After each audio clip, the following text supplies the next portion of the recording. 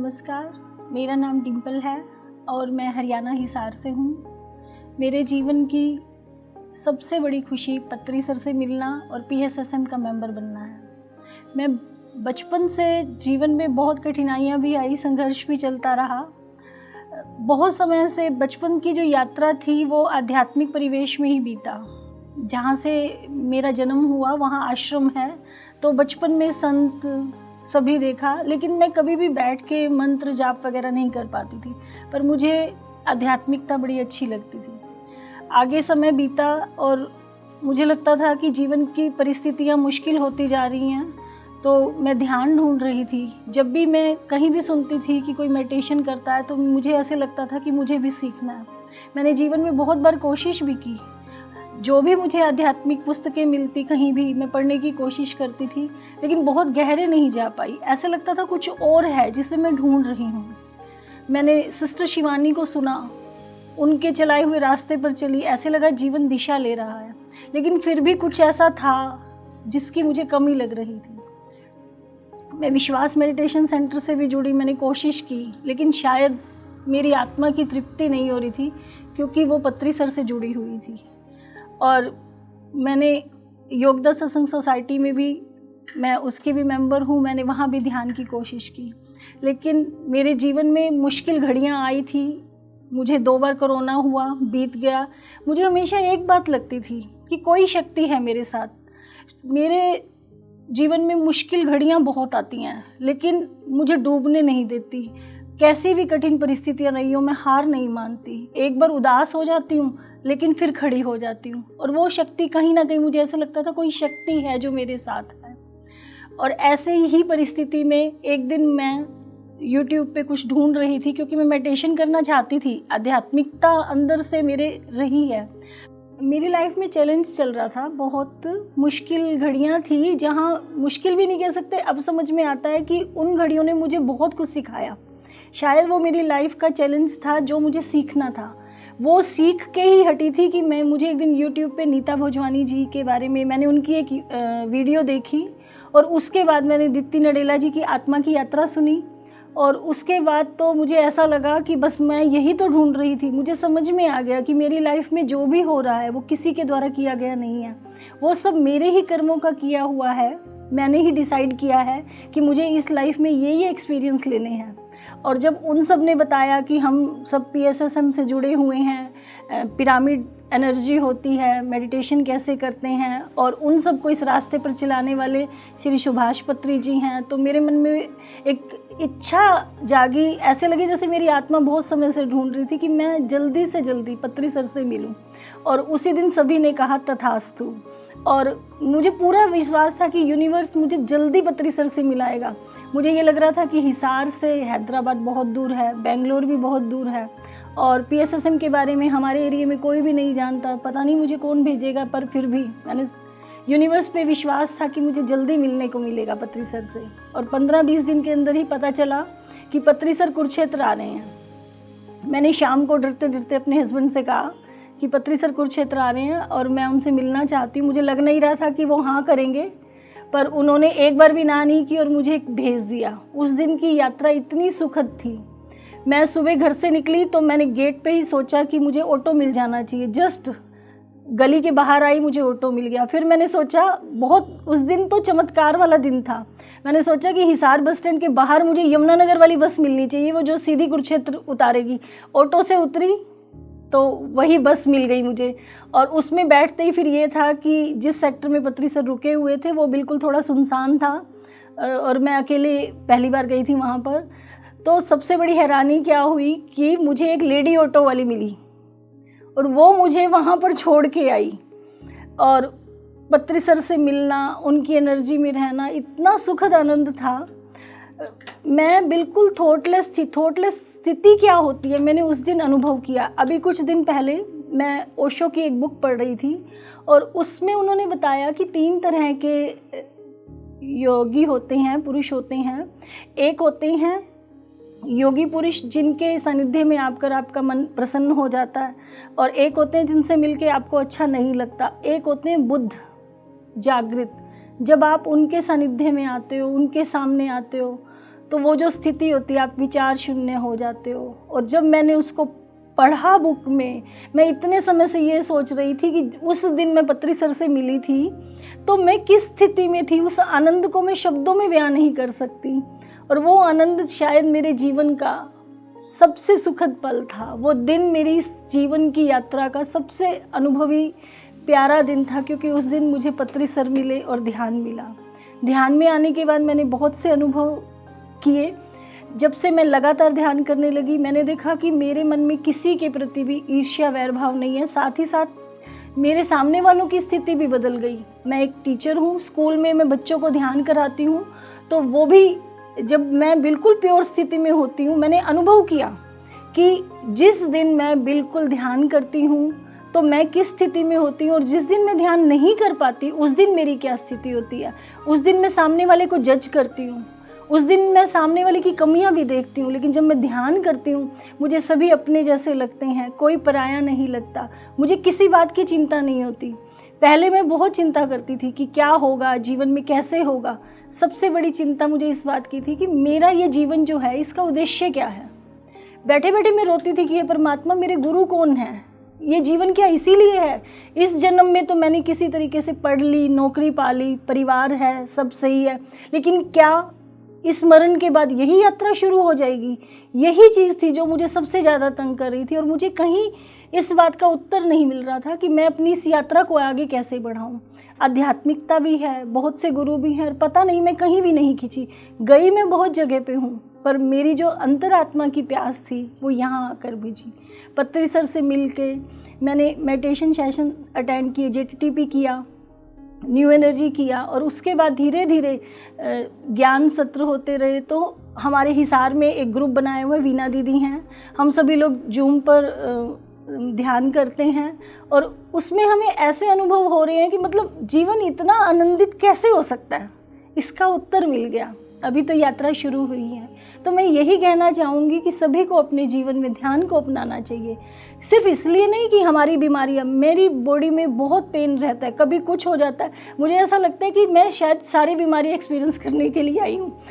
कभी मुझे जॉन्डिस हो जाता है, कभी मुझे 2 बार मुझे कोरोना भी हुआ, और उसके बाद मुझे डेंगू भी हो गया, और पीछे साइनस यूट्रस की दिक्कत बहुत सी है। पर मैं ये भी नहीं कहती कि मैं ठीक हो जाऊँ। मुझे यूँ है कि ये अगर मैं एक्सपीरियंस करने आई हूँ, ये सब चलता रहेगा।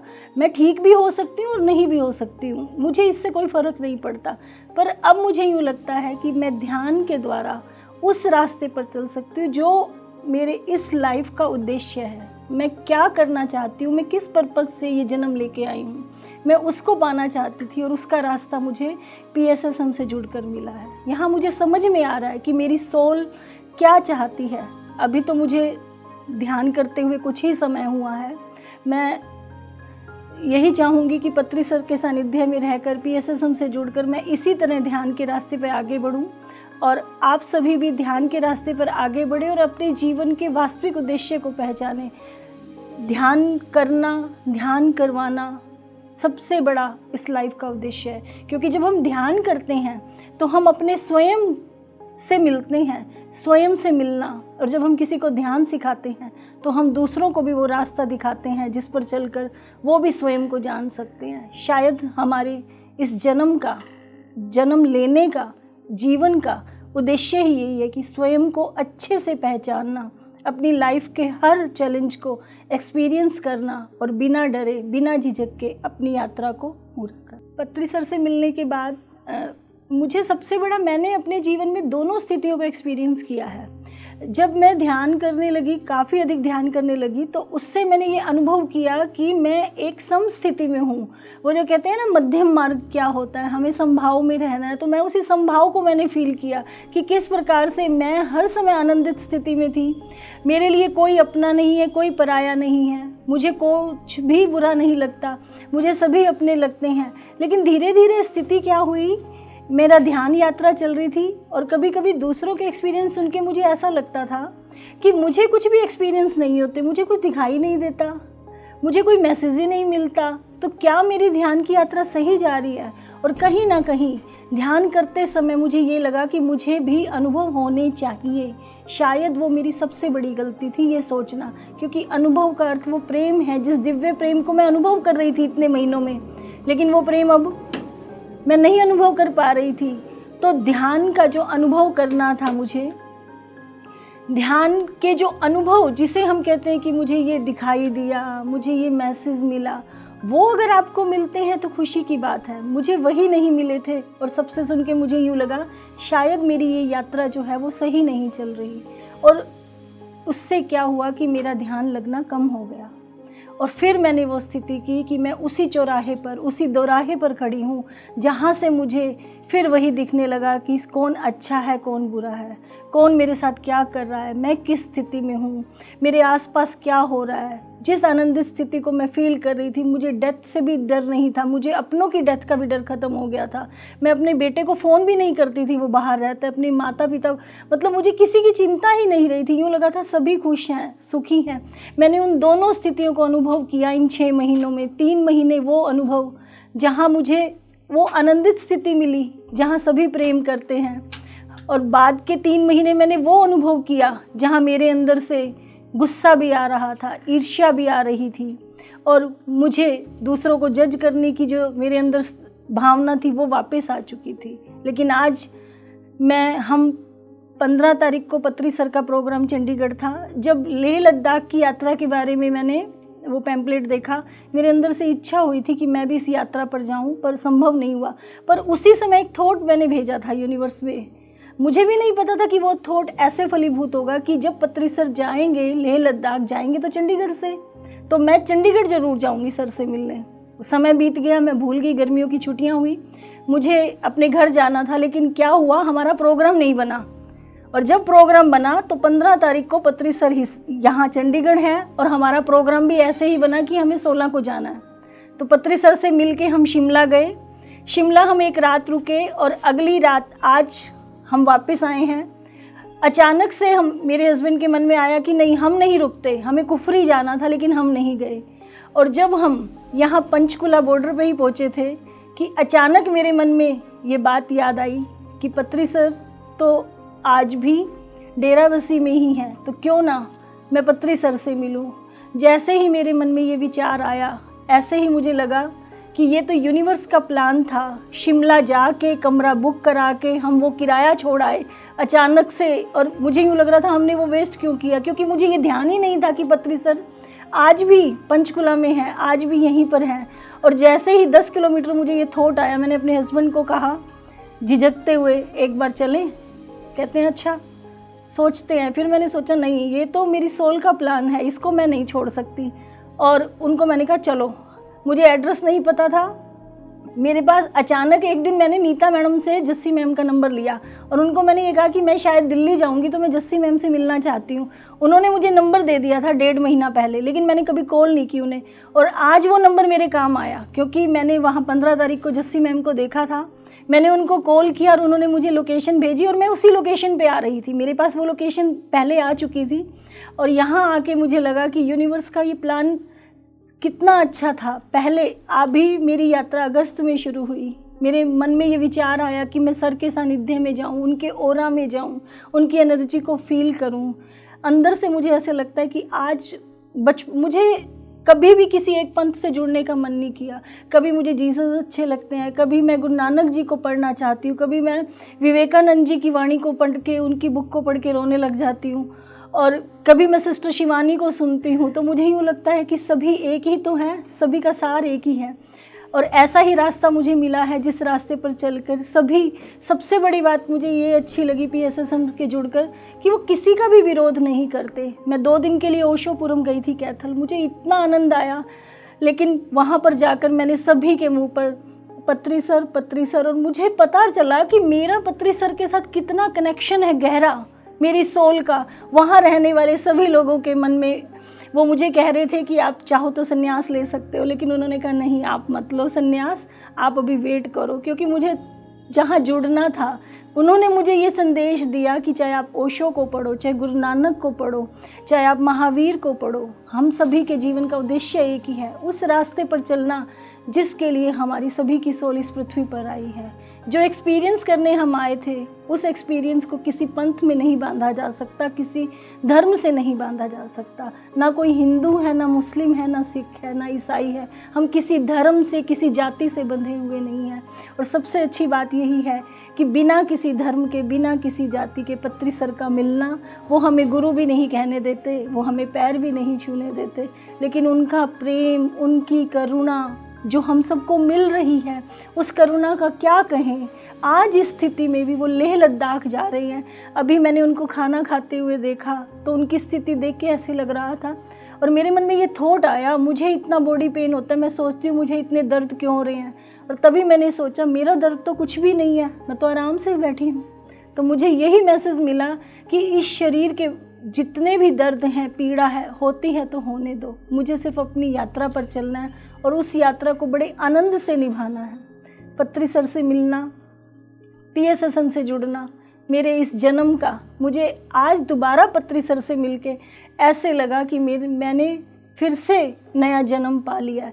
और मैं चाहती हूँ कि जब मैं अब दोबारा पत्री सर से मिलूँ तो मैं अपने ध्यान के अनुभवों के साथ मिलूँ कि जहाँ मैंने किस किस को ध्यान सिखाया, कैसे कैसे उनके जीवन में रूपांतरण हुआ, कैसे लोग इस रास्ते पर चल रहे हैं। लोगों को शाकाहारी बनाना है, बच्चों को ध्यान सिखाना है। मुझे आज यहाँ बैठकर जब मैं अपने अनुभव साझा कर रही हूँ, मेरे अंदर से ये मैसेज आ रहा है कि मैं अब तक सोच रही थी कि मेरी लाइफ का पर्पज़ क्या है, और आज यहाँ इस स्टूडियो में, यहाँ सामने बैठकर, इस पिरामिड की एनर्जी के नीचे बैठकर मुझे मैसेज मिल गया। मैं अभी मेरे अंदर ये थॉट आया है कि मुझे सभी को ध्यान सिखाना है। उसके बाद जो होगा वो यूनिवर्स जानता है, मेरी प्रज्ञात्मा जानती है कि मेरा सोल प्लान क्या है। लेकिन मैं सभी को यही कहूँगी कि आप स्वयं भी ध्यान कीजिए और दूसरों को भी इस ध्यान के रास्ते पर चलाइए।